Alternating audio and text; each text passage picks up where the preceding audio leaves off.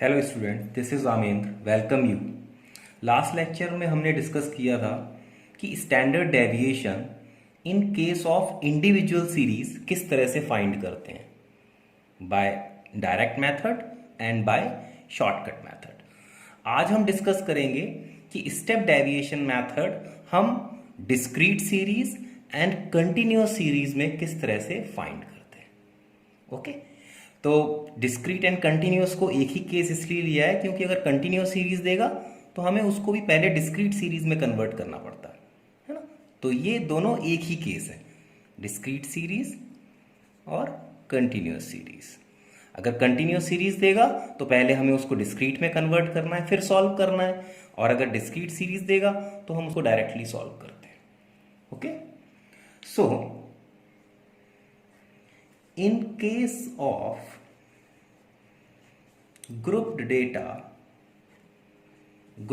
means discrete series and continuous series both, and find standard deviation by the following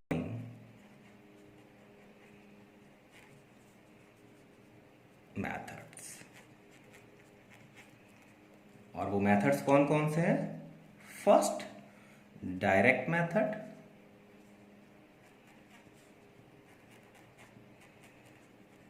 second, shortcut method,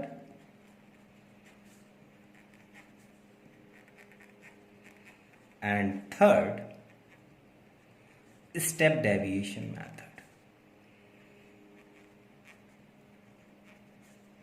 step deviation method, है ना।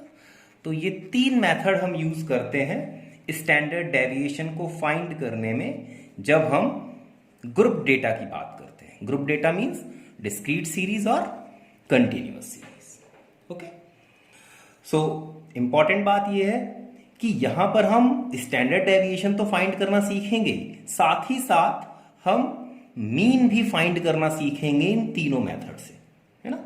तो ये भी advantage है। तो वन बाय वन हम डिस्कस करते हैं। So first,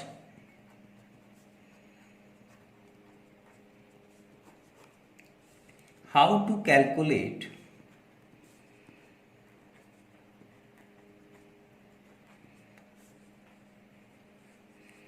standard deviation bye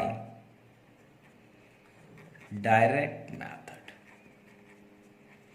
okay, अगर हमें डिस्क्रीट या कंटिन्यूअस सीरीज गिवन हो और we can say group data अगर हमें गिवन है तो हम डायरेक्ट मेथड से किस तरह से स्टैंडर्ड डेविएशन फाइंड करते हैं। तो फर्स्ट मेथड हम यूज कर रहे हैं डायरेक्ट मेथड। ठीक है, स्टैंडर्ड डेविएशन को हम किससे डिनोट करते हैं? सिग्मा से। तो sigma is equals to under root summation F D square upon capital N. Okay, तो अब वन बाय वन इन सारे सिंबल को डिफाइन कर लेते हैं। ठीक है, सो वेयर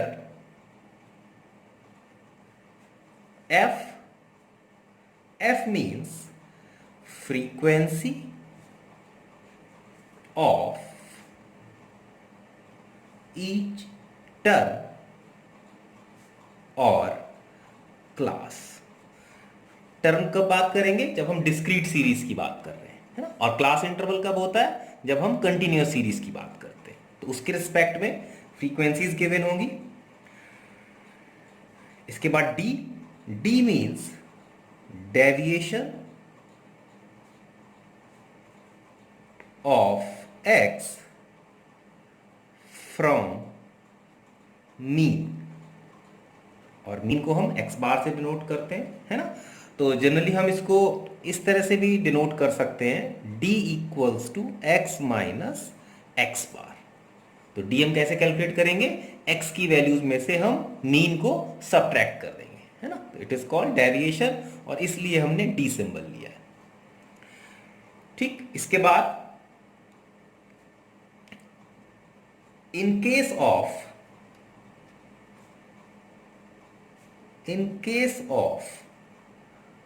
कंटिन्यूअस सीरीज, अगर हमारे पास कंटिन्यूअस सीरीज है तो x is the mid value of class interval. तो हम x की वैल्यू कैसे फाइंड करेंगे? जो हमारे पास क्लास इंटरवल होगा उसका मिड पॉइंट फाइंड कर लेंगे, तो ये हमारे पास x आ जाएगा और फिर हम d कैलकुलेट कर लेंगे। ठीक है, अब हमें डी स्क्वायर फाइंड करना है, तो डी स्क्वायर कैसे फाइंड करेंगे? Product of d by d, और वी कैन से हम d का d से मल्टीप्लाई कर देंगे तो हमें d स्क्वायर मिल जाएगा। ठीक है ना? And last is n, n means sum of frequencies, और इसको हम समेशन f से भी कई बार डिनोट करते हैं, है ना? तो ये सारे सिंबल्स हैं जो हम यूज करते हैं for finding standard deviation in case of direct method. ठीक, तो अब हम एक क्वेश्चन सॉल्व करेंगे और देखेंगे कि हम डायरेक्ट मेथड को किस तरह से यूज करते हैं डिस्क्रीट और कंटिन्यूअस को सॉल्व करने में, है ना? ये 3 लेक्चर की सीरीज है जिसमें हम पहले लेक्चर में डायरेक्ट मेथड डिस्कस कर रहे हैं, नेक्स्ट लेक्चर में हम शॉर्टकट मेथड डिस्कस करेंगे, और थर्ड लेक्चर में हम स्टेप डेविएशन मेथड डिस्कस करेंगे, है ना? तो अगर आपको ग्रुप डेटा में स्टैंडर्ड डेविएशन फाइंड करना है और साथ ही साथ आप मीन भी फाइंड कर लोगे डायरेक्ट मेथड से, शॉर्टकट मेथड से, स्टेप डेविएशन मेथड से, तो अगर आप ये तीनों सीरीज अगर आप देखते हो तो आपको मीन और स्टैंडर्ड डेविएशन फाइंड करने में कोई प्रॉब्लम नहीं होगी। So now we take a numerical, calculate mean and standard deviation from the following data by direct method.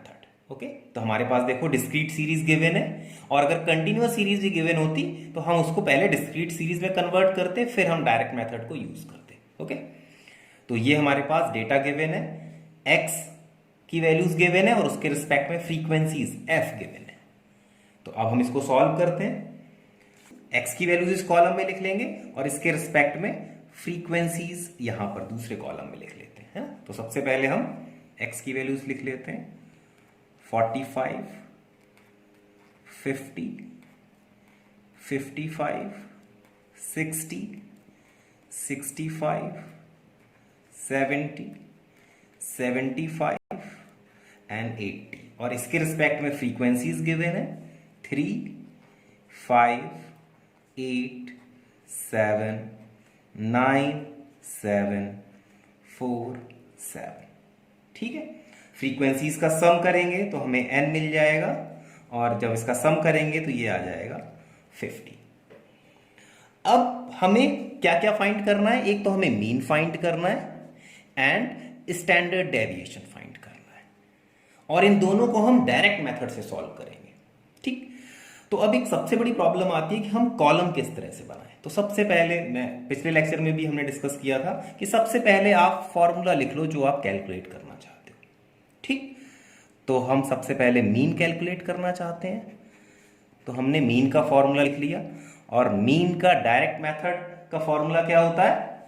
Summation fx upon capital N। ठीक, तो अब देखो हमें क्या क्या यहां पर चाहिए, f और x का मल्टीप्लाई कर देंगे तो यहां f इंटू एक्स आ जाएगा, इन दोनों का मल्टीप्लाई करेंगे तो हमें क्या मिल जाएगा? जब 45 इंटू 3 करेंगे तो 135, जब इसका मल्टीप्लाई करेंगे तो ये आ जाएगा 250, इसका मल्टीप्लाई करेंगे ये आ जाएगा 440, सिमिलरली 420, 65 इंटू 9 करेंगे तो आ जाएगा 585, 70 इंटू 7 करेंगे तो आ जाएगा 490, 75 इंटू 4 करेंगे तो आ जाएगा 300, एंड जब इसका मल्टीप्लाई करेंगे तो ये आ जाएगा 560, है ना? अब समेशन fx निकालना है, इसका मतलब इसका सम करना पड़ेगा, और जब इसका सम करेंगे तो ये आ जाएगा 3180। ठीक, तो डायरेक्ट मेथड में तो यही करते थे, fx का सम फाइंड कर लेते थे और f का सम फाइंड कर लेते थे। ये n हो गया, इसकी वैल्यू पुट कर देंगे यहां पर, तो समीशन एफ एक्स हमारे पास कितना आ गया, 3180 अपॉन एन इज 50, और जब हम इसको कैलकुलेट करेंगे तो ये आ गया हमारे पास 63.6। This is your mean by direct method. Okay, अब स्टैंडर्ड डेविएशन कैलकुलेट कर लेते हैं। तो now standard deviation, and standard deviation represented by sigma. तो हमने यहां सिग्मा लिख लिया। इसका फॉर्मूला लिख लेते हैं। तो इस डायरेक्ट मेथड का फॉर्मूला क्या है, अभी हमने डिस्कस किया था, under root F D square upon N. तो अब हमें ये कैलकुलेट करना पड़ेगा। एफ और डी क्या था यहां पर, डेविएशन फ्रॉम मीन, और मीन हमने कैलकुलेट कर लिया है। तो अब हम यहां पर डी कैलकुलेट कर लेते हैं। D is equals to X minus mean, and mean is 63.6। X की वैल्यूज कहां है, ये। अब एक्स की हर वैल्यू में से आपको मीन को सब्ट्रैक्ट करना है और उसको यहां पर लिखना है। क्लियर? तो क्या आ गया यहां से, यहां हम लिख लेते हैं मीन की वैल्यू हमारी कितनी है, 63.6। ठीक है, जिससे कि याद रहेगा कि हमारा मीन हमने क्या लिया है। तो अब 45 माइनस मीन करेंगे तो ये आ जाएगा माइनस 18.6। 50 माइनस मीन करेंगे तो ये आ जाएगा माइनस 13.6। 55 माइनस 63.6 लेंगे तो ये आ जाएगा माइनस 8.6। सिमिलरली 60 माइनस 63.6 फाइंड करेंगे तो ये आ जाएगा माइनस का 3.6। इसके बाद 65 माइनस 63.6 कैलकुलेट करेंगे तो ये आ जाएगा 1.4, 6.4, 11.4 एंड 16.4। ठीक, तो इस तरह से हम x की हर वैल्यू में से मीन को माइनस करेंगे और उसको यहां पर लिख लेंगे। तो ये हमारा क्या आ गया, d। हमें अब क्या चाहिए, डी स्क्वायर। ठीक, तो अब यहां से डी स्क्वायर कैलकुलेट कर सकते हैं। तो डी स्क्वायर का मतलब इसका स्क्वायर कर देना है। तो माइनस 18.6 का स्क्वायर करेंगे तो आ जाएगा 345.96। सिमिलरली जब 13.6 का स्क्वायर करेंगे तो मिल जाएगा 184.96। 8.6 का स्क्वायर 73.96। 3 माइनस 3.6 का स्क्वायर 12.96। 1.4 का स्क्वायर फाइंड करेंगे मिलेगा 1.96। 6.4 का जब स्क्वायर फाइंड करेंगे तो मिल जाएगा 40.96। 11.4 का स्क्वायर फाइंड करेंगे तो 129.96 एंड 16.4 का स्क्वायर आ जाएगा 268.96। अब हमें क्या फाइंड करना है, एफ डी स्क्वायर। तो टेबल कंस्ट्रक्ट करना बहुत आसान है। अगर आप फॉर्मूले के बेस पर टेबल कंस्ट्रक्ट करोगे तो आपको कहीं प्रॉब्लम नहीं आएगी। ठीक, तो अब एफ का डी स्क्वायर से मल्टीप्लाई कर देंगे, F multiply by D square. तो यहां से क्या मिल गया हमें, 1037.88, 924.80 जब इन दोनों को मल्टीप्लाई करेंगे। Next term 591.68, 90.72, 17.64, 286.72।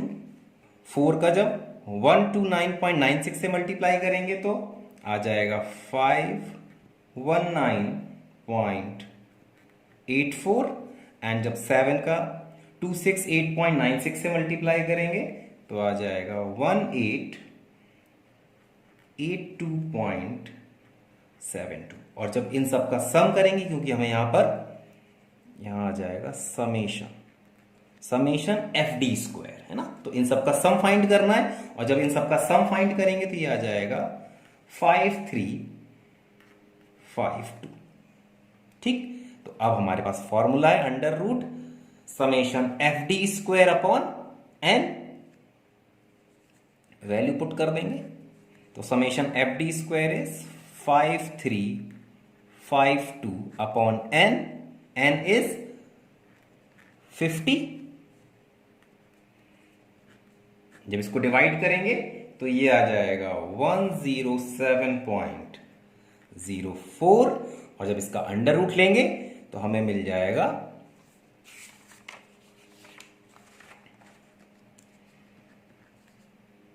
Standard deviation is equals to 10.346। ठीक, और इस तरह से हम डायरेक्ट मेथड का यूज करके mean and standard deviation find कर लेते हैं। ठीक, तो इस लेक्चर में हमने सीखा कि किस तरह से हम स्टैंडर्ड डेविएशन फाइंड करते हैं with the help of direct method. Next lecture में हम डिस्कस करेंगे कि शॉर्टकट मेथड का यूज करके हम किस तरह से mean and standard deviation find करते हैं। Okay, thank you.